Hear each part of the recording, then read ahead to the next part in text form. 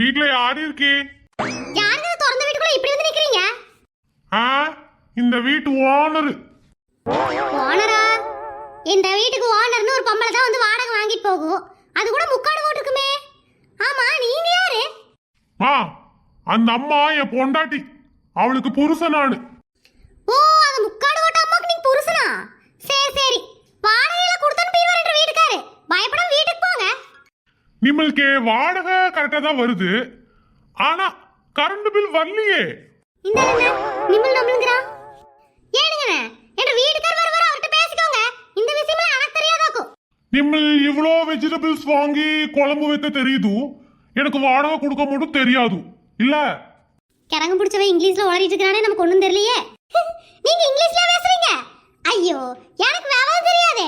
என்ற வீட்டுக்காரர் தான் தசு புசுன்னு பேசிட்டு இருப்பாரு. நமக்கு அதெல்லாம் வராதுங்க. ஏமா, நிம்மல் பேசுறது தமிழ். என்னது தமிழா? தமிழ்ல கூட எனக்கு புரியாத வார்த்தைகள்